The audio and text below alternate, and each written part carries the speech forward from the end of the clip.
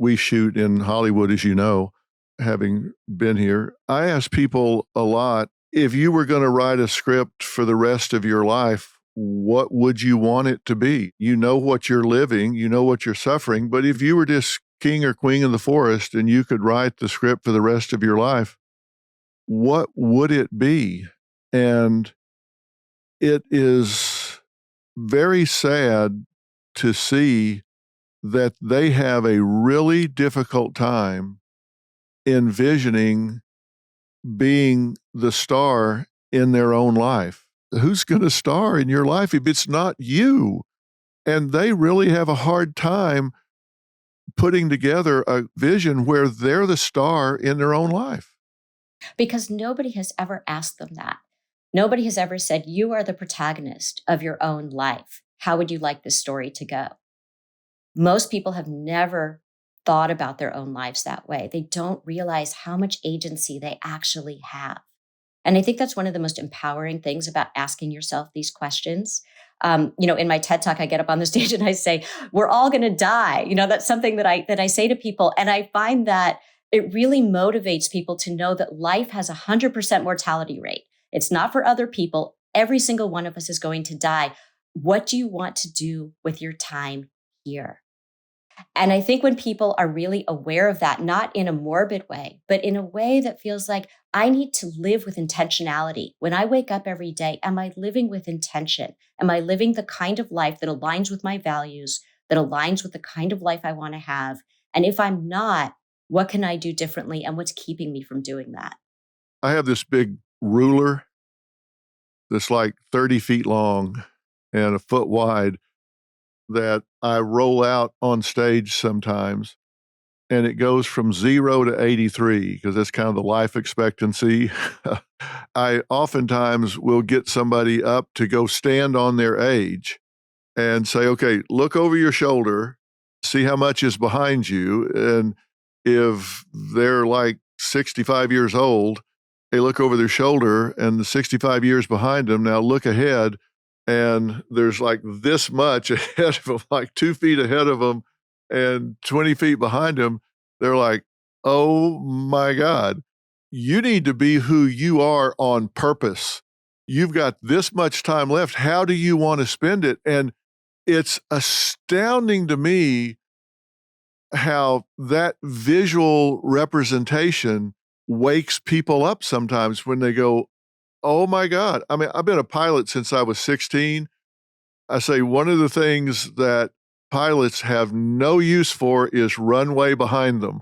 And and you're standing here, you got all this runway behind you and this little bit ahead of you, and you don't know how much of that's going to be quality. You've got 20 years ahead of you, but is all of that going to be useful? Are you going to be healthy and vibrant all that time? It really does wake people up sometimes. You've got to be who you are on purpose.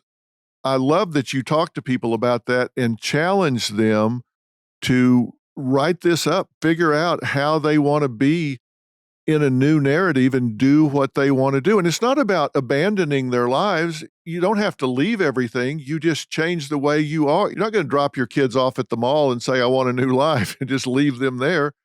But you can do it differently within the confines of your life. Yeah, absolutely. And there's a woman that I write about in the book who is about to turn 70 and feels like that, kind of the runway is behind her and she doesn't know what she can change at this point. And she goes through extraordinary change. So I think it's never too late to change. And I feel like it's being really aware of how we're living our lives is important at any age. It's not just, oh, let's look at the runway behind us. I think we should be teaching that to our kids. Live with intention, be clear about what you want, who you are, what is authentic to you, the kinds of relationships you want to have with others, the kind of relationship you want to have to yourself. That's important for all of us. And that's what I think you and I are both trying to do in our work. Yeah. And I've hit 70. I guess that's really old when I was 30. It was even old when I was 50. And now it's like, it's just a number now because I'm starting some whole new things in my life. It's never too late. However much time you have, You want to make the most of it. I love the way you approach this, and I love the fact that you don't give people the answer, you lead them to discovery. You lead them to finding it by asking themselves the questions. Because let's face it, you and I might figure this out in the first hour. We can tell them it doesn't stick, but if they discover it, they'll never forget it. But they've got to discover it. Well, absolutely. I also feel like people have the answers. They just don't necessarily have access to them. And our job is to help them access the answers that they already have.